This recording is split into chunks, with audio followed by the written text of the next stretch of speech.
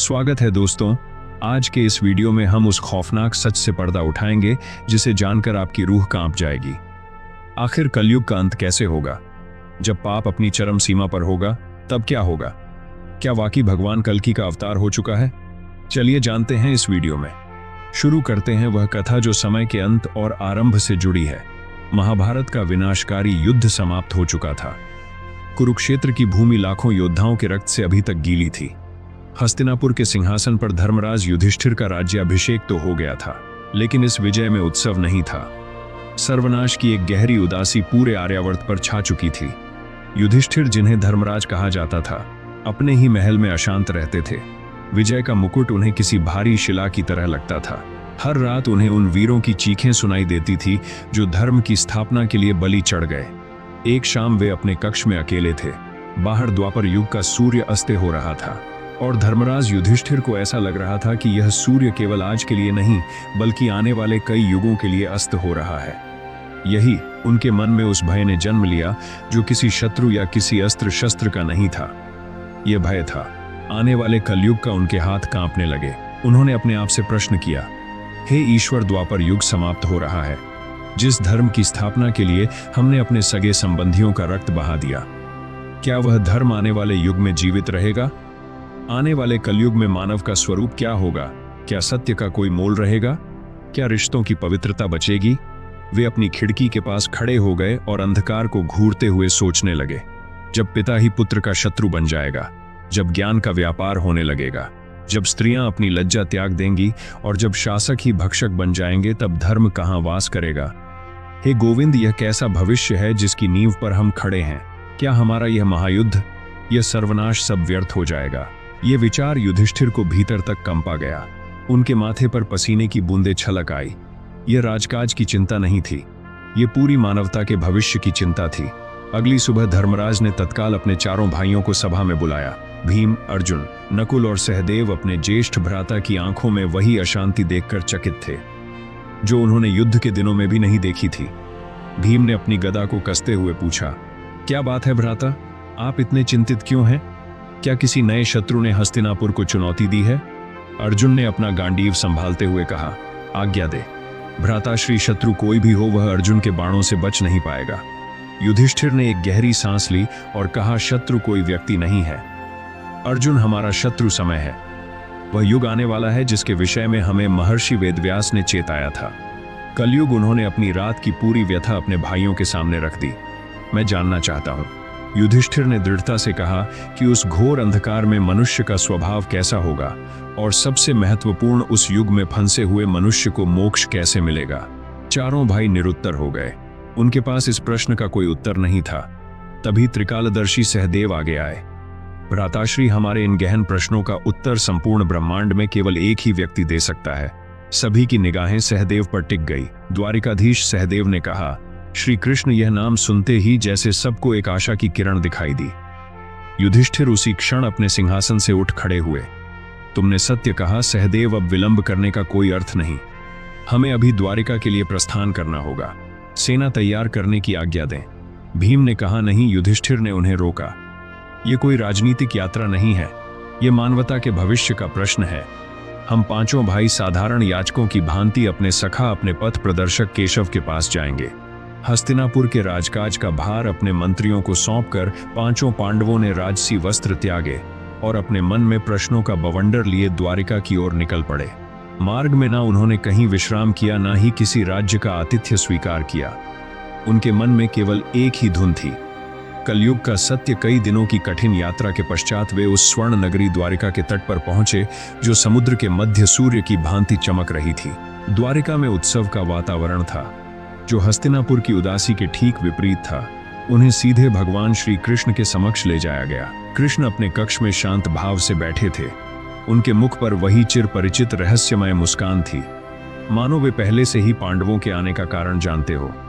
पांडवों ने उन्हें प्रणाम किया। युधिष्ठिर ने हाथ जोड़कर बिना किसी औपचारिकता के अपनी व्यथा कहनी शुरू कर दी। हे केशव, हे माधव, हम सब यहाँ एक गहरी चिंता और एक ज्वलंत प्रश्न लेकर आए हैं। द्वापर युग अपने अंत पर है और हमें आने वाले कलयुग का भय सता रहा है। युधिष्ठिर की आवाज में पीड़ा थी। कृपा करके हमें बताइए प्रभु, आने वाले कलयुग का स्वरूप कैसा होगा?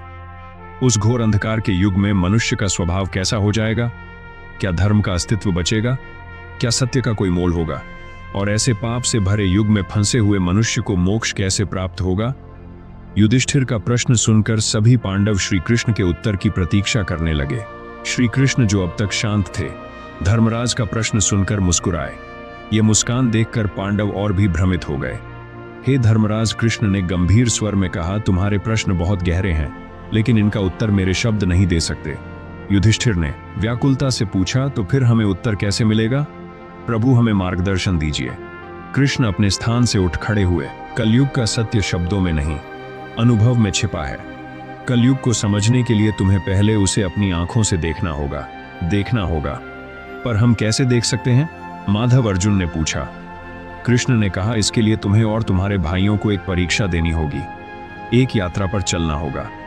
भगवान श्री कृष्ण पांचों पांडवों को अपने साथ द्वारिका के महल से बाहर ले गए। वे उन्हें नगर की सीमा पर स्थित एक ऐसे घने और रहस्यमय वन के द्वार पर ले आए जिसे पांडवों ने पहले कभी नहीं देखा था। वो वन अत्यंत अंधकारमय और भयावह प्रतीत हो रहा था।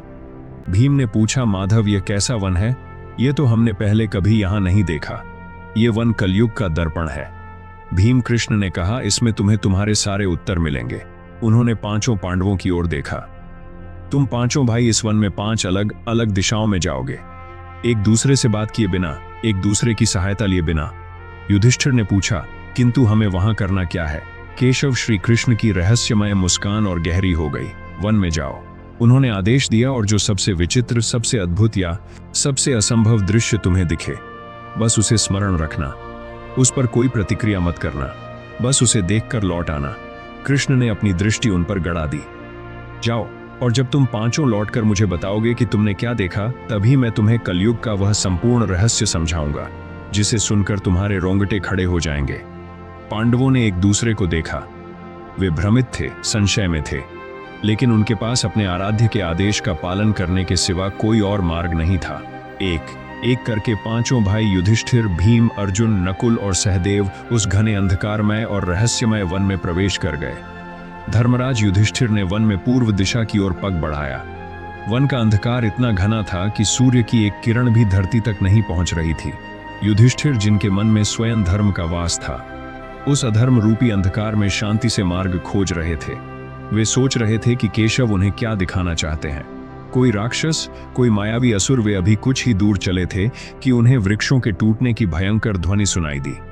ऐसा लगा मानो कोई विशालकाय प्राणी वन में उत्पात मचा रहा हो। युधिष्ठिर सतर्क हो गए और एक घनी झाड़ी के पीछे छिप गए। उन्होंने जो देखा उससे उनकी आंखें विस्मय से फैल गई। उनके सामने एक विशालकाय हाथी खड़ा था। वह साधारण हाथी नहीं था। उसके मुख पर एक नहीं बल्कि दो सूंड थी। युधिष्ठिर ने अपने जीवन में ऐसे विचित्र जीव की कल्पना भी नहीं की थी। वह 2 सूंड वाला हाथी उन्मत्त हो गया था। वह अपनी दोनों सूंडों का प्रयोग एक साथ कर रहा था। एक सूंड से वह वृक्षों को जड़ से उखाड़कर फेंकता और दूसरी सूंड से उन्हीं उखड़े हुए वृक्षों के पत्ते और फल अपने विशाल मुख में ठूसता जा रहा था। वो वन को उजाड़ भी रहा था और साथ ही साथ उसका भोग भी कर रहा था। उसका पेट भर ही नहीं रहा था। धर्मराज युधिष्ठिर यह देखकर स्तब्ध थे। यह प्रकृति के नियम के विरुद्ध था। यह असंतुलन का, लालच का एक जीवित प्रतीक था। वे समझ नहीं पा रहे थे कि इस दृश्य का क्या अर्थ निकाले। उन्हें केशव के शब्द याद आए, कोई प्रतिक्रिया मत करना। उन्होंने स्वयं को नियंत्रित किया और भारी मन से उस विनाशकारी दृश्य से अपनी आंखें फेर कर वन में आगे बढ़ गए। दूसरी ओर दक्षिण दिशा में वीरश्रेष्ठ अर्जुन अपनी धनुर विद्या की सजगता के साथ आगे बढ़ रहे थे। उनकी आंखें और कान किसी भी खतरे के लिए तैयार थे। तभी उन्हें एक मधुर किंतु विचित्र स्वर सुनाई दिया। यह किसी पक्षी का स्वर था। अर्जुन उस स्वर का पीछा करते हुए एक घने वृक्ष के पास पहुंचे। उन्होंने देखा उस वृक्ष की सबसे ऊंची डाल पर एक अद्भुत पक्षी बैठा था।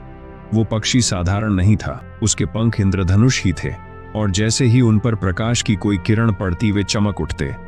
अर्जुन ने ध्यान से देखा और उनके रोंगटे खड़े हो गए। उस पक्षी के पंखों पर किसी मनुष्य की लिखावट की तरह स्पष्ट अक्षरों में वेदों की ऋचाएं लिखी हुई थी। पवित्र मंत्र, सूक्त और श्लोक उसके पूरे शरीर पर अंकित थे।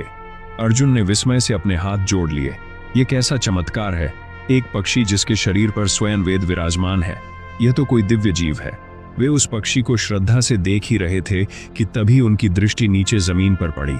जमीन पर एक मृत जीव का सड़ागला शव पड़ा था, जिसमें कीड़े पड़े हुए थे।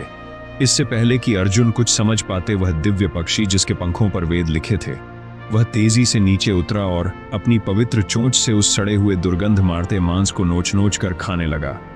यह दृश्य, यह विरोधाभास अर्जुन के लिए असहनीय था। ज्ञान का इतना पवित्र रूप और कर्म इतना घिनौना और भ्रष्ट अर्जुन को घृणा से उल्टी आ गई। वे स्वयं को धिक्कारने लगे कि उन्होंने इस जीव को प्रणाम क्यों किया। उनका मन इस पहेली में उलझ गया था। ज्ञान और पाखंड का ऐसा मिश्रण उन्होंने अपने जीवन में कभी नहीं देखा था। कृष्ण का आदेश याद करके उन्होंने भारी मन से उस दृश्य को अपने मस्तिष्क में कैद किया और वन से बाहर निकलने का मार्ग खोजने लगे। पश्चिम दिशा में महाबली भीम अपनी गदा को कंधे पर रखे अपनी स्वाभाविक शक्ति से झाड़ियों और लताओं को हटाते हुए आगे बढ़ रहे थे। उन्हें इन पहेलियों में कोई रुचि नहीं थी। वे बस अपने भ्राता युधिष्ठिर की आज्ञा और केशव के आदेश का पालन कर रहे थे। तभी उन्हें एक गाय के रंभाने की करुण ध्वनि सुनाई दी। भीम, जो भोजन और गौ सेवा के प्रेमी थे, उस ध्वनि को सुनकर चिंतित हो गए। उन्हें लगा कि कोई गौ माता कष्ट में है। वे तेजी से उस दिशा में भागे। उन्होंने देखा कि एक सुंदर स्वस्थ गाय एक खुले मैदान में खड़ी, उसके पास ही एक अत्यंत मनमोहक नवजात बछड़ा खड़ा था, जो अभी अभी जन्मा लगता था। यह देखकर भीम के कठोर मुख पर एक कोमल मुस्कान आ गई। यह तो मातृत्व का सुंदर दृश्य है। वह गाय अपने बछड़े को चाट रही थी, लेकिन भीम की मुस्कान तुरंत ही भय और क्रोध में बदल गई। वो गाय अपने बछड़े को साधारण प्रेम से नहीं चाट रही थी, वो उसे अत्यधिक स्नेह से चाट रही थी।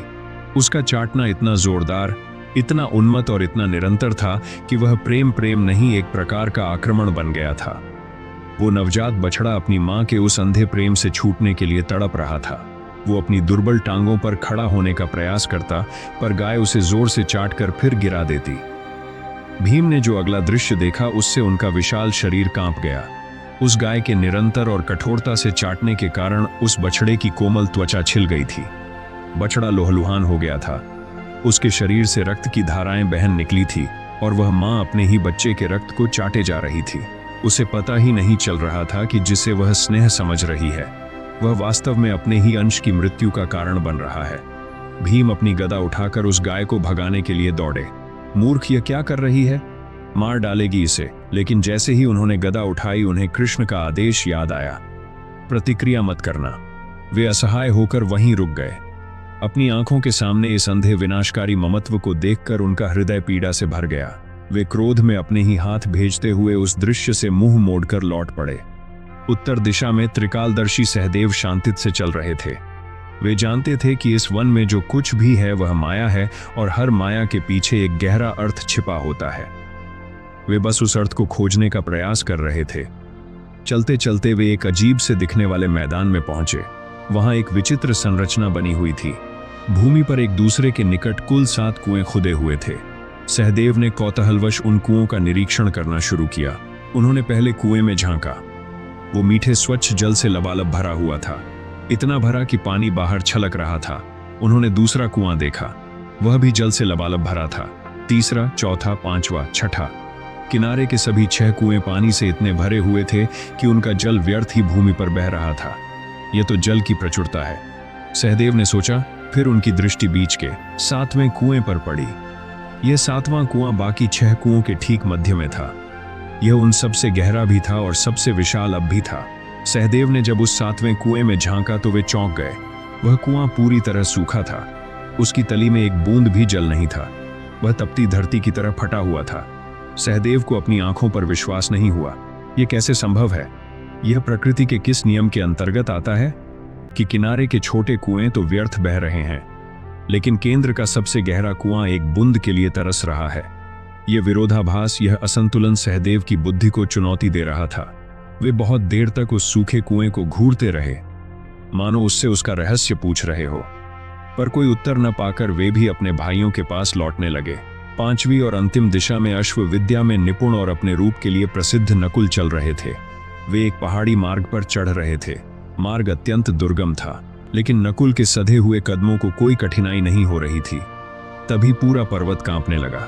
नकुल ने ऊपर देखा। एक भयंकर गर्जना के साथ एक विशाल शिला चट्टान किसी छोटे मोटे घर जितनी बड़ी पहाड़ से लुढ़कती हुई नीचे आ रही थी। नकुल ने उसकी गति देखी और वे समझ गई कि इससे बचना असंभव है। वह विशाल शिला अपने मार्ग में आने वाली हर चीज को नष्ट करती हुई आ रही थी। उसने बड़े बड़े सैकड़ों वर्ष पुराने देवदार के वृक्षों को तिनकों की तरह उखाड़ फेंका। अन्य छोटी चट्टानों को उसने चूर चूर कर दिया। ऐसा लग रहा था मानो साक्षात विनाश ही पर्वत से नीचे उतर रहा हो। नकुल ने अपनी मृत्यु को निश्चित मानकर अपनी आंखें बंद कर ली। कुछ क्षण बीते पर कुछ नहीं हुआ। उन्होंने डरते डरते अपनी आंखें खोली। वो विशाल विनाशकारी चट्टान जो सैकड़ों वृक्षों को उखाड़ चुकी थी, वो अब रुक गई थी। नकुल ने देखा कि वह क्यों रुकी। वह शिला एक छोटे से नन्हे से पौधे को छूते ही रुक गई थी। एक ऐसा दुर्बल पौधा जिसे नकुल अपने एक हाथ से उखाड़ सकते थे। उस नन्हे से पौधे ने उस पर्वत समान शिला के महाविनाश को एक क्षण में थाम लिया था। नकुल अपनी आंखों पर विश्वास नहीं कर पाए। यह असंभव था। यह भौतिकी के शक्ति के हर नियम के विरुद्ध था। एक छोटा सा पौधा और इतनी असीम शक्ति, वह शिला ऐसे रुकी थी मानो उस पौधे ने उसे जकड़ लिया हो। नकुल इस चमत्कार से इतने प्रभावित हुए कि वे उस पौधे के सामने नतमस्तक हो गए। फिर कृष्ण को स्मरण करते हुए वे भी लौट चले। धीरे धीरे एक एक करके पांचों पांडव उस वन के द्वार पर लौटे, जहां श्री कृष्ण शांत भाव से उनकी प्रतीक्षा कर रहे थे। वे पांचों भाई जो अपने अपने क्षेत्र के महारथी थे, वे आज बुरी तरह भ्रमित कंफ्यूज्ड थे। उनके चेहरों पर भय, विस्मय और प्रश्नों की एक गहरी छाया थी। उन्होंने एक दूसरे को देखा और वे बिना कहे ही समझ गए कि हर किसी ने कुछ ऐसा देखा है जो इस संसार का हो ही नहीं सकता। अंत में धर्मराज युधिष्ठिर ने हाथ जोड़कर श्री कृष्ण से पूछा, हे माधव, यह सब क्या था?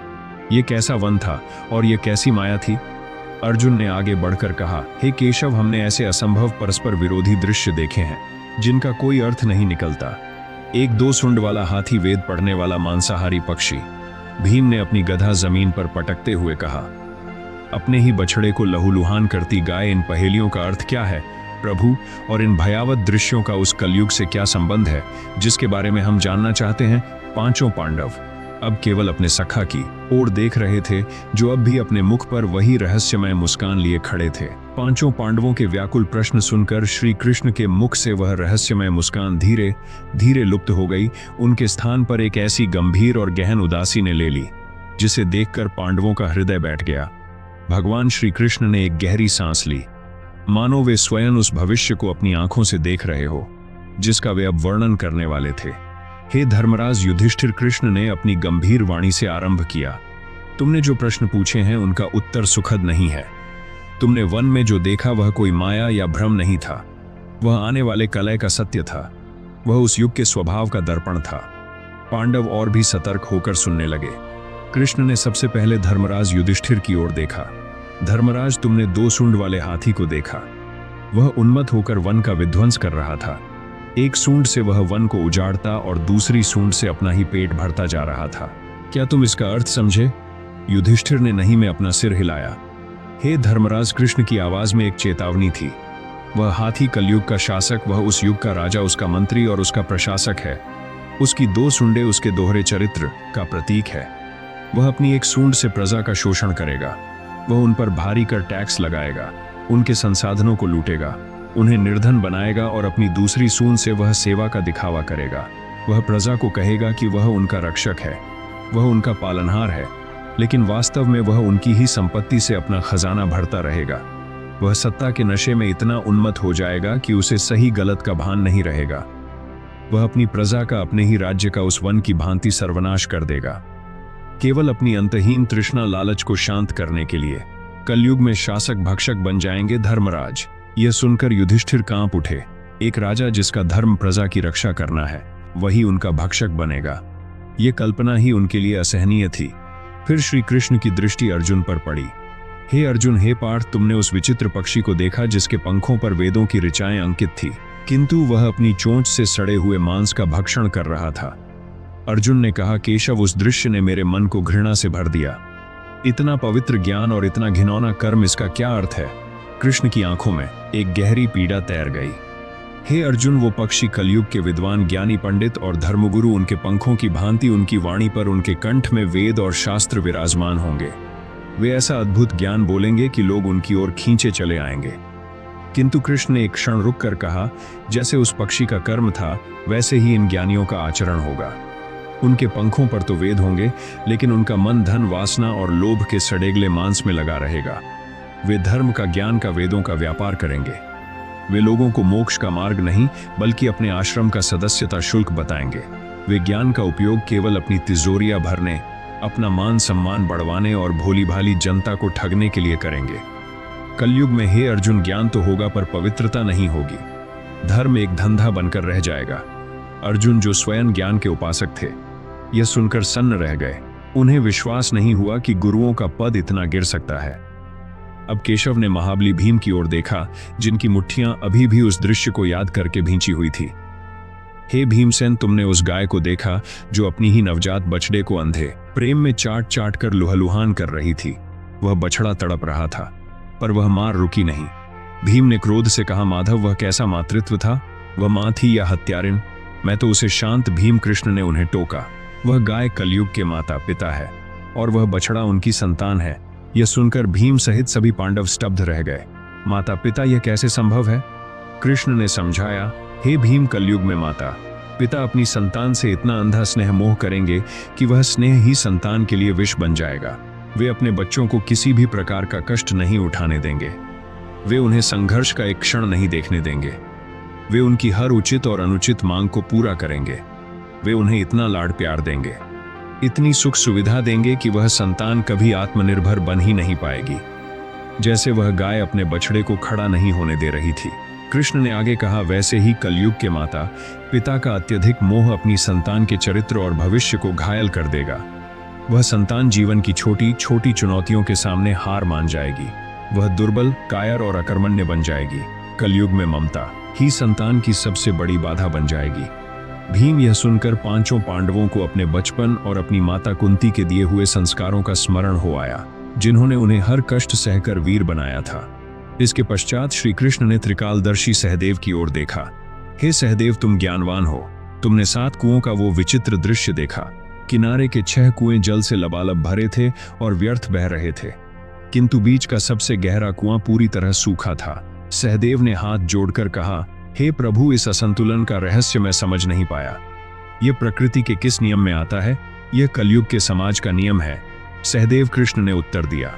वे 6 छलकते हुए कुहुए कलयुग के मनुष्य का दिखावा और ऐश्वर्य। उस युग में लोग अपनी झूठी शान शौकत पर, विवाह समारोहों पर, उत्सवों पर, अपने वस्त्रों और घरों पर जल की भांति धन बहाएंगे। वे अनजान लोगों के सामने स्वयं को धनवान दिखाने के लिए अपनी संपत्ति का भयंकर अपव्यय करेंगे। किंतु कृष्ण की आवाज और गहरी हो गई। वह बीच का सूखा कुआं है। वह उनका अपना सगा संबंधी है। वह उनका अपना भाई, उनकी अपनी बहन या उनका भूखा पड़ोसी है। कलयुग का समाज ऐसा होगा। सहदेव की लोग परायों पर लाखों लुटा देंगे, किंतु अपने ही सगे भाई की भूख और प्यास की परवाह नहीं करेंगे। धन की प्रचुरता तो होगी, पर आत्मीयता और दया का ऐसा अकाल पड़ेगा जैसा उस सूखे कुएं में पड़ा था। रिश्ते खोखले हो जाएंगे। सहदेव ने यह सुनकर अपनी आंखें बंद कर ली। वे इस सामाजिक पतन की कल्पना से सिहर उठे। अंत में भगवान श्री कृष्ण ने नकुल की ओर देखा, जिनकी आंखों में अभी भी उस अद्भुत दृश्य का विस्मय था। हे नकुल, तुमने देखा कि कैसे एक विशाल विनाशकारी शिला चट्टान जो सैकड़ों वृक्षों को उखाड़ फेंकती हुई आ रही थी, वह एक नन्हे से कोमल पौधे को छूते ही रुक गई। नकुल ने उत्साह से कहा, माधव, यह सबसे अद्भुत था। वो शिला मनुष्य का पतन थी, उसका विनाश थी, पर उस पौधे ने उसे थाम लिया। वह पौधा क्या था? केशव, उस दुर्बल पौधे में इतनी शक्ति कहां से आई? इस प्रश्न पर भगवान श्री कृष्ण के मुख पर पहली बार एक हल्की सी आशा भरी मुस्कान आई। हे नकुल, हे पांडवों, यह 5वां दृश्य कलयुग का स्वभाव भी है और कलयुग का समाधान भी। यह उस घोर अंधकार में मोक्ष का एकमात्र मार्ग है। वह विशाल विनाशकारी शिला कृष्ण ने समझाया, वो कलयुग के मनुष्य का पाप, उसका अहंकार, उसका धन और उसकी सत्ता है। मनुष्य अपने जीवन में इन सब को इतना बड़ा कर लेगा कि वह उसे विनाश की ओर ले जाएगा। वह शिला उसका निश्चित पतन है। और वह छोटा सा पौधा, अर्जुन ने व्याकुलता से पूछा, वह छोटा सा पौधा भगवान का नाम और सच्ची भक्ति है। श्री कृष्ण ने कहा, हे पांडवों, कलयुग में बड़े बड़े यज्ञ, कठिन तप और गूढ़ ज्ञान का मार्ग साधारण मनुष्य के लिए लगभग असंभव हो जाएगा। धर्म इतना जटिल हो जाएगा कि लोग उसे समझ नहीं पाएंगे।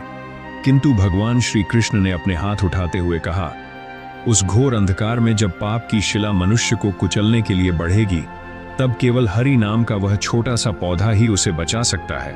कलयुग में जो कोई भी, चाहे वह कितना भी पापी क्यों ना हो, यदि वह सच्चे हृदय से निष्कपट भाव से केवल भगवान का नाम जप लेगा, तो उसकी वह छोटी सी भक्ति उस विशाल पाप राशि को उसी क्षण रोक देगी, जैसे उस पौधे ने उस शिला को थाम लिया था। यह सुनकर पांचों पांडवों की आंखों में आंसू आ गए। यह उस घोर अंधकार में आशा की एकमात्र किरण थी। श्री कृष्ण ने एक क्षण का मौन लिया। अब वे सभी दृश्यों का अर्थ समझा चुके थे। युधिष्ठिर ने हाथ जोड़कर कहा, हे केशव, आपने हमारी आंखें खोल दी। आपने हमें कलयुग का स्वभाव तो दिखा दिया। अब हम समझ गए हैं कि उस युग में मनुष्य कैसा होगा। किंतु प्रभु, युधिष्ठिर ने कहा, यह तो केवल स्वभाव है। हमें तो उस युग के अंत का भय सता रहा है। उस युग का अंत कैसे होगा? क्या यह अधर्म, क्या यह पतन कभी समाप्त नहीं होगा? यह प्रश्न सुनकर श्री कृष्ण की वह आशा भरी मुस्कान पुनः हो गई। उनके मुख पर पहले से भी अधिक भयावह गंभीरता छा गई। हे धर्मराज, कृष्ण ने कहा, तुमने सही कहा। पांडवों को कलयुग का स्वभाव तो पता चल गया, लेकिन यह तो सिर्फ शुरुआत थी। कृष्ण ने अपनी दृष्टि आकाश की ओर उठाई, मानो वे आने वाले महाविनाश को पढ़ रहे हो। अब सुनिए कलयुग के अंत की वह 5 भयावह बातें, वह सत्य जो स्वयं भगवान विष्णु ने पक्षीराज गरुड़ जी को गरुड़ पुराण में बताई थी। यह कथा तब की है जब सृष्टि के पालक भगवान श्री हरि विष्णु वैकुंठ धाम में अपने शेषनाग की शिया पर विराजमान थे। उनके चरणों में देवी लक्ष्मी आसीन थी और उनके वाहन पक्षीराज गरुड़ उनके समक्ष हाथ जोड़े बैठे थे। गरुड़ के मन में वही प्रश्न थे जो कभी पांडवों के मन में थे। उन्होंने अत्यंत विनम्रता से भगवान विष्णु से पूछा, हे प्रभु, हे नारायण, मैंने चारों युगों को देखा है। मैंने सत्य युग का धर्म, त्रेता का त्याग और द्वापर का शौर्य देखा है। किंतु हे जगदीश्वर, सभी ज्ञानी और महर्षि आने वाले कलयुग को सबसे भयावह और अधम क्यों मानते हैं? गरुड़ ने अपनी दृष्टि झुकाते हुए पूछा, हे स्वामी, कृपा करके मेरी जिज्ञासा शांत करें। जब यह घोर पाप का युग अपनी चरम सीमा पर पहुंच जाएगा, तब उस अंत के प्रमुख 5 संकेत क्या होंगे? हम कैसे जानेंगे कि महाविनाश अब निकट है? गरुड़ का यह प्रश्न सुनकर वैकुंठ के उस आनंदमय वातावरण में एक क्षण के लिए सन्नाटा छा गया। भगवान विष्णु जो सदा मुस्कुराते रहते हैं, उनकी वह मुस्कान लुप्त हो गई। उनके नेत्र जो ब्रह्मांड के पालक हैं, वे गहन चिंता में डूब गए। उन्होंने अपनी आंखें खोली और अपने प्रिय वाहन की ओर देखा। हे गरुड़, भगवान विष्णु की वाणी अत्यंत धीमी और भयावह हो गई। तुमने वह प्रश्न पूछा है जिसका उत्तर स्वयं काल का कलेजा कंपा देता है। सुनो, कलयुग के अंत के उन 5 महासंकेतों को सुनो। हे पक्षीराज, पहला और सबसे स्पष्ट संकेत होगा, मानव की आयु का ह्रास। भगवान विष्णु ने कहना आरंभ किया और उनकी वाणी में एक ऐसी ठंडक थी जिसने गरुड़ के पंख कंपा दिए। हे गरुड़, कलयुग के अंत में मनुष्य का जीवन काल, जो आज सैकड़ों वर्षों का है, वह घटकर मात्र 20 वर्ष रह जाएगा। गरुड़ ने अविश्वास से सिर उठाया। केवल 20 वर्ष प्रभु? हाँ, गरुड़ विष्णु ने कहा, और यह आयु भी वे सुख से नहीं जी पाएंगे। 12 वर्ष की आयु पार करते ही बालक और बालिकाओं पर वृद्धावस्था, बुढ़ापा हावी होने लगेगा। उनके बाल श्वेत हो जाएंगे, उनके युवा चेहरों पर झुर्रियां पड़ जाएंगी और उनके शरीर की शक्ति क्षीण हो जाएगी। वे अपनी युवावस्था देखे बिना ही सीधे बुढ़ापे में प्रवेश कर जाएंगे। और सबसे भयावह, भगवान विष्णु एक क्षण के लिए रुके। स्त्रियां, या यूं कहूं कि छोटी छोटी बालिकाएं 8 से 9 वर्ष की अल्पायु में ही संतान को जन्म देने लगेंगी। यह सुनकर गरुड़ सिहर उठे। यह प्रकृति का सबसे घिनौना उपहास होगा। गरुड़, एक बच्ची जो स्वयं अभी तक मां की गोद में खेलने की अधिकारी है, वह एक मां बन जाएगी। किंतु वे बच्चे जो पैदा होंगे, वे कुपोषित, दुर्बल और अल्पायु होंगे। जन्म लेते ही वे मृत्यु की प्रतीक्षा करेंगे। चारों ओर केवल अकाल मृत्यु का तांडव होगा। जीवन इतना सस्ता हो जाएगा कि किसी के मरने पर कोई आंसू भी नहीं बहाएगा। यह होगा पहला संकेत। भगवान विष्णु ने अपनी आंखें बंद कर ली, मानो वे उस दृश्य को और नहीं देखना चाहते हो। फिर उन्होंने दूसरा संकेत बताना आरंभ किया। हे गरुड़, दूसरा और सबसे घातक संकेत होगा नैतिकता का संपूर्ण पतन और पतिव्रता स्त्रियों का लोप। कलयुग के अंत में विष्णु ने कहना जारी रखा, मनुष्य और पशु के आचरण में कोई अंतर नहीं रह जाएगा। लज्जा, मर्यादा, संबंध और पवित्रता, यह शब्द केवल ग्रंथों में पढ़ने के लिए रह जाएंगे। समाज का आधार विवाह एक व्यापार बनकर रह जाएगा। धन के लोभ में माता पिता अपनी कन्याओं को बेच देंगे। पतिव्रता स्त्रियां, जो आज धर्म की धुरी है, वे कलयुग के अंत में लुप्त हो जाएंगी। एक स्त्री अपने पति के जीवित रहते हुए ही कई पुरुषों के साथ निर्लज होकर संबंध स्थापित करेगी, और पुरुष वे भी अपनी पत्नी को त्याग कर पराई स्त्रियों के पीछे भागेंगे। परिवार की संस्था नष्ट हो जाएगी। धर्म का लोप इतना भयंकर होगा, गरुड़ की लोग अपने पितरों का श्राद्ध करना बंद कर देंगे। वे अपने पूर्वजों को जल देना भूल जाएंगे। वे ईश्वरीय पूजा और यज्ञ को पाखंड कहकर उसका उपहास उड़ाएंगे। लोग स्नान करना बंद कर देंगे। वे हफ्तों हफ्तों तक अपवित्र और मैले कुचले घूमते रहेंगे और उसी अपवित्रता में स्वयं को आधुनिक कहेंगे। समाज से सात्विकता पूरी तरह लुप्त हो जाएगी। दूध, दही, घी यह सब मिलना दुर्लभ हो जाएगा।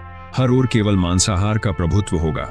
लोग गाय, कुत्ते, बकरे, हर जीव को मारकर खाने लगेंगे। उनकी बुद्धि इतनी भ्रष्ट हो जाएगी कि वे यह भी नहीं सोचेंगे कि वे क्या खा रहे हैं। जब समाज अपनी सारी मर्यादाएं, सारी पवित्रता और सारा धर्म त्याग देगा, तब समझ लेना गरुड़ की अंत अब दूर नहीं। गरुड़ का शरीर भय से कांप रहा था। उन्होंने पूछा, प्रभु क्या प्रकृति यह सब सहन कर लेगी? नहीं, गरुड़ भगवान विष्णु ने तुरंत उत्तर दिया, और यहीं से शुरू होगा तीसरा संकेत, प्रकृति का भीषण विनाश। जब मनुष्य का पाप चरम पर होगा, तब प्रकृति उसका साथ देना छोड़ देगी। वृक्ष फल और फूल देना बंद कर देंगे। आम के पेड़ों पर फल नहीं लगेंगे, लताओं पर पुष्प नहीं खिलेंगे। चारों ओर केवल सूखे ठूंठ खड़े रह जाएंगे। केवल शमी का वृक्ष ही जीवित रहेगा, जो कलयुग के पाप का साक्षी बनेगा, और वह गौ माता विष्णु की आवाज में क्रोध था, जिसकी पूजा सत्य युग से होती आई है, जिसका दूध पीकर मनुष्य बड़ा हुआ है। कलयुग के अंत में मनुष्य उसी गाय की पूजा बंद कर देगा। गौशालाएं कसाई खाने बन जाएंगी। लोग गाय को केवल दो कारणों से पालेंगे, या तो उसके दूध के व्यापार के लिए या उसके मांस के लिए। जिस दिन गौ माता की आंखों में अपने पालक के लिए भय दिखने लगे, उस दिन सृष्टि का संतुलन बिगड़ जाएगा, और जब संतुलन बिगड़ेगा, विष्णु ने कहा, तब आएगा चौथा संकेत, भयंकर अकाल। मनुष्य के पाप और प्रकृति के विनाश का परिणाम होगा। वर्षा का लोप है गरुड़। कलयुग के अंत में आकाश से जल बरसना अत्यंत कम हो जाएगा। नदियां सूख कर केवल रेत में बदल जाएंगी। सरोवर और तालाब कीचड़ के गड्ढे बन जाएंगे। खेतों में अनाज का एक दाना भी उत्पन्न नहीं होगा। धरती इतनी कठोर और बंजर हो जाएगी कि हल्की नोक भी उसमें धंस नहीं पाएगी। जो थोड़े बहुत फल वृक्षों पर लगेंगे भी उनमें रस जूस नहीं होगा। वे स्वाधीन और सूखे काट जैसे होंगे। लोग भूख और प्यास से तड़पने लगेंगे।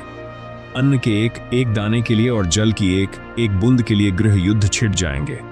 भाई भाई का गला केवल एक रोटी के टुकड़े के लिए काट देगा। मनुष्य भूख मिटाने के लिए अपने ही बच्चों को मारकर खाने लगेगा। चारों ओर केवल भूख, प्यास और मृत्यु का हाहाकार होगा। मनुष्य की सारी सभ्यता, सारा ज्ञान, सारा अहंकार उस भूख की आग में जलकर राख हो जाएगा। यह सुनकर गरुड़ ने व्याकुल होकर भगवान विष्णु के चरण पकड़ लिए। बस कीजिए प्रभु, बस कीजिए, यह तो असहनीय है। क्या ये चारों संकेत ही अंत है? भगवान विष्णु ने गरुड़ को उठाया। उनके मुख पर एक ऐसी भयावह शांति थी जो किसी भी तूफान से अधिक डरावनी थी। नहीं गरुड़, उन्होंने कहा, यह चार संकेत, यह आयु का ह्रास, यह नैतिकता का पतन, यह प्रकृति का विनाश और यह भयंकर अकाल, यह तो अंत नहीं है। ये चार संकेत, यह तो केवल अंत की चेतावनी है। लेकिन हे गरुड़, भगवान विष्णु ने अपनी तर्जनी उंगली उठाते हुए कहा, ये चार संकेत कुछ भी नहीं है। अंतिम और पांचवा संकेत वह कलयुग का महाप्रलय, दी ग्रेट प्रलय होगा। भगवान विष्णु की दृष्टि गरुड़ के आर पार देखती हुई मानो सुदूर भविष्य के उस अंतिम क्षण पर स्थिर हो गई हो। वैकुंठ का सारा ऐश्वर्य उसे क्षण में अर्थहीन प्रतीत होने लगा, क्योंकि अब स्वयं पालक महाविनाश की गाथा सुनाने वाले थे। हाँ, गरुड़ भगवान विष्णु ने अपनी वाणी को उस वज्र के समान कठोर कर लिया जो प्रलय के समय पर्वतों पर गिरता है। ये चारों संकेत, ये भूख, ये पतन, ये अधर्म, ये तो केवल उस घोर रात्रि से पहले की सांझ है। ये केवल वह पीड़ा है जो सृष्टि को अंतिम मृत्यु के लिए तैयार करेगी। असली अंत पांचवा संकेत, भगवान विष्णु अपने शेषनाग के आसन से उठ खड़े हुए। उनकी शांत मुद्रा में एक ऐसा वेग आ गया था जिसे देख गरुड़ ने अपने पंख सिकोड़ लिए। कलयुग के अंत का सबसे भयावह, सबसे अंतिम और अटल संकेत होगा। 7 सूर्यों का उदय, ये एक वाक्य वैकुंठ में किसी महाविस्फोट की तरह गूंजा। 7 सूर्य प्रभु, गरुड़ ने कांपते हुए पूछा, यह कैसे संभव है? एक सूर्य के ताप से ही सृष्टि चलती है। 7 सूर्य तो 7 सूर्य सृष्टि को जलाने के लिए उदय होंगे। गरुड़ भगवान विष्णु ने कहा, सुनो, उस अंतिम दृश्य को जब पृथ्वी पर अन्न का दाना नहीं होगा, जल की बूंद नहीं होगी, जब मनुष्य मनुष्य को खाकर अपनी भूख मिटा चुका होगा, जब धर्म का नाम लेने वाला कोई नहीं बचेगा, जब नदियां सूख चुकी होंगी और सागर अपनी मर्यादा खो चुके होंगे, तब उस पाप से बोझिल हो चुकी धरती के आकाश पर वो घटना घटेगी। पहले जो एक सूर्य है, उसका ताप 100 गुना बढ़ जाएगा। जो बचे खुचे मनुष्य किसी बिल में किसी कंदरा में छिपकर अपनी मृत्यु की प्रतीक्षा कर रहे होंगे, वे उस ताप से झुलसने लगेंगे और फिर एक एक करके 6 और सूर्य उसी आकाश में प्रकट होंगे।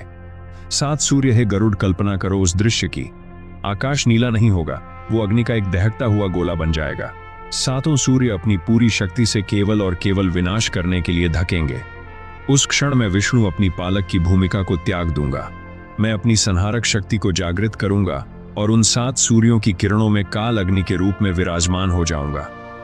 मेरा पहला कार्य होगा पृथ्वी के गर्भ में छिपे हुए अंतिम जल को सोख लेना। पाताल का जल, चट्टानों की नमी, जीवों के रक्त में बचा हुआ जल।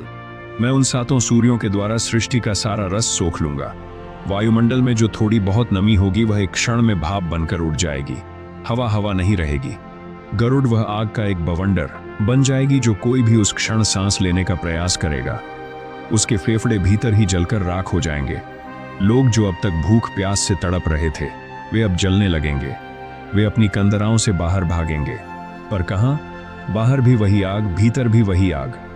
उनकी त्वचा उनके मांस को छोड़कर पिघलने लगेगी। उनकी आंखें आकाश की ओर देखने से पहले ही भाप बनकर उठ जाएंगे। और तब मेरा कोप उन महासागरों पर बरसेगा जिन्होंने युगों युगों तक पृथ्वी को धारण किया। 7 सूर्यों का प्रचंड ताप उन विशाल समुद्रों पर केंद्रित होगा और गरुड़, जो सागर आज इतना शांत दिखता है, वह उबलने लगेगा।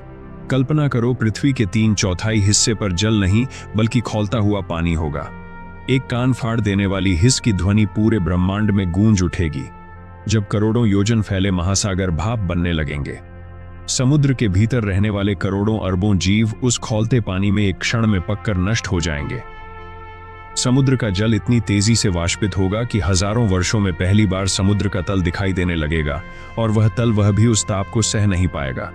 वह फट जाएगा। पृथ्वी अपनी धुरी पर कांपने लगेगी। ज्वालामुखी जो हजारों वर्षों से शांत थे, वे आग उगलने लगेंगे, पर वह आग उस ताप के सामने ठंडी लगेगी जो आकाश से बरस रही होगी। भगवान विष्णु एक क्षण के लिए रुके। उनकी आंखें उस प्रलय को देख रही थी जब सारा जल सोख लिया जाएगा, जब समुद्र का तल भी सूखकर तब कर लाल हो जाएगा। तब शुरू होगा महादा। उन 7 सूर्यों की तीव्र गर्मी से यह संपूर्ण सृष्टि, यह तुम्हारी पृथ्वी, यह शेषनाग, यह पाताल लोक सब जलकर राख हो जाएंगे। पेड़ पौधे, पहाड़, नदियां, जीव जंतु सब भस्म हो जाएंगे। अग्नि इतनी प्रचंड होगी कि वह धरती को भेदती हुई पाताल लोक तक पहुंच जाएगी। वहां छिपे हुए अंतिम असुर, दैत्य और नाग, वे भी उस अग्नि से बच नहीं पाएंगे। वे अपनी सुरंगों में ही जलकर भस्म हो जाएंगे। मेरू पर्वत पिघल जाएगा। गरुड़ चंद्रमा अपना प्रकाश खो देगा। तारे टूट कर गिरने लगेंगे। ये पूरी त्रिलोकी जल उठेगी। ये वह प्रायश्चित अग्नि होगी जो कलयुग के अरबों खरबों वर्षों के पाप को एक साथ जलाकर शुद्ध करेगी और अंत में कुछ नहीं बचेगा, न पृथ्वी, न जल, न वायु, न आकाश, केवल एक भस्म का गोला जो अंतरिक्ष में तैर रहा होगा। हर ओर केवल राख और अनंत सन्नाटा। गरुड़ का रोम रोम कांप उठा था। उनकी आंखों से भय के आंसू बह निकले। प्रभु, यह तो संपूर्ण अंत है। इसके बाद क्या नहीं? गरुड़ भगवान विष्णु ने अपनी आंखें खोली और अब उनमें संहारक के स्थान पर पुनः पालक का भाव था। यह अंत नहीं, यह शुद्धि है। जैसे एक कुम्हार अपने पुराने टूटे हुए घड़े को तोड़कर उसी मिट्टी को गूंदकर एक नया और सुंदर घड़ा बनाता है, वैसे ही मैं इस पाप से भरी सृष्टि को तोड़कर उसे पुनः शुद्ध करता हूं। सुनो, इसके बाद क्या होगा? जब यह पृथ्वी, यह भस्म का गोला अरबों वर्षों तक उस ताप में तपता रहेगा, जब पाप का एक अणु भी शेष नहीं रहेगा, तब मैं रुद्र रूप में पुनः प्रकट होऊंगा। मैं संवर्तक मेघों को उत्पन्न करूंगा। ये साधारण मेघ नहीं होंगे गरुड़, ये महाप्रलय के मेघ होंगे। ये काले, इतने काले होंगे कि वे उन 7 सूर्यों के प्रकाश को भी ढक लेंगे। वे पूरे ब्रह्मांड को अपने अंधकार से भर देंगे। उन मेघों में जल नहीं, उन मेघों में प्रलय होगा और तब वे मेघ 100 वर्षों तक निरंतर भयंकर वर्षा करेंगे। ये वर्षा आज की वर्षा जैसी नहीं होगी। आकाश से हाथी की सूंड के समान मोटी धाराएं उस तपते हुए भस्म के गोले पर गिरेंगी। एक बार फिर एक कान फाड़ देने वाली ध्वनि होगी जब उस खौलती हुई राख पर प्रलय का शीतल जल गिरेगा। वह राख उस जल में घुलने लगेगी। 100 वर्षों तक गरुड़ बिना एक क्षण रुके यह वर्षा होती रहेगी। यह जल उठता रहेगा और उठता रहेगा। पहले यह पाताल को भरेगा, फिर यह उस भस्म हो चुकी धरती को भरेगा, फिर यह पर्वतों के शिखरों को, जो अब केवल राख के ढेर है, डुबो देगा और अंत में यह संपूर्ण त्रिलोकी को जलमग्न कर देगा। हर ओर केवल जल ही जल होगा। एक अखंड महासागर जिसे एक कारणव कहते हैं। ना सूर्य होगा, ना चंद्रमा, ना तारे, केवल अंधकार और जल संपूर्ण संसार का। इस प्रकार अंत हो जाएगा। गरुड़ ने हाथ जोड़ लिए और फिर प्रभु उस अनंत जल और अंधकार के बाद भगवान विष्णु मुस्कुराए। उनकी वह चिर परिचित शांत मुस्कान लौट आई। उस अनंत जल के ऊपर गरुड़ में एक बार पुनः एक छोटे से बालक के रूप में वटपत्र बरगद के पत्ते पर शयन करूंगा। ये ब्रह्मा की रात्रि होगी, एक लंबा विश्राम, एक नई सुबह की तैयारी। हे गरुड़, भगवान विष्णु ने गरुड़ के सिर पर अपना हाथ रखा। ये विनाश केवल अंत नहीं है, ये एक नई सृष्टि की शुरुआत है। जब मेरा विश्राम पूर्ण होगा, तब मैं अपनी इच्छा से एक नई शुद्ध और पवित्र सृष्टि की रचना करूंगा। मेरी नाभि से एक दिव्य कमल खिलेगा। उस कमल पर ब्रह्मा पुनः प्रकट होंगे और वे एक नए सतयुग का आरंभ करेंगे। गरुड़ ने अपनी अंतिम शंका पूछी, किंतु प्रभु, उस नए पवित्र सतयुग में स्थान किसे मिलेगा? क्या हम सब जो इस प्रलय में नष्ट हो गए? गरुड़ विष्णु ने अंतिम रहस्य खोला। उस नई सृष्टि में केवल वे आत्माएं स्थान पाएंगी जिन्होंने इस घोर कलयुग में, इस पाप के महासागर में रहते हुए भी धर्म और सत्य का वह छोटा सा पौधा अपने हृदय में जीवित रखा होगा, जिन्होंने कष्ट सहकर भी मेरा नाम नहीं छोड़ा होगा, जिन्होंने भूख सहकर भी अधर्म का अन्न नहीं खाया होगा, जिन्होंने हर प्रलोभन के बाद भी सत्य का मार्ग नहीं त्यागा होगा। उन पुण्य आत्माओं को मैं स्वयं इस महाप्रलय से बचाकर अपनी माया में सुरक्षित रखूंगा और उन्हें ही उस नए सत्य युग का पहला नागरिक बनने का अधिकार दूंगा। इसलिए गरुड़, अंत से मत डरो, उस पाप से डरो जो उस अंत का कारण बनता है। जाओ और यह ज्ञान मनुष्यों तक पहुंचाओ। आपको क्या लगता है, क्या कल की अवतार का समय करीब आ गया है? अपनी राय कमेंट बॉक्स में जरूर लिखें। अगर आपको यह जानकारी महत्वपूर्ण लगी हो तो वीडियो को लाइक करें और ऐसे ही आध्यात्मिक और रहस्यमयी सफर पर साथ चलने के लिए हमारे चैनल को सब्सक्राइब करना न भूलें।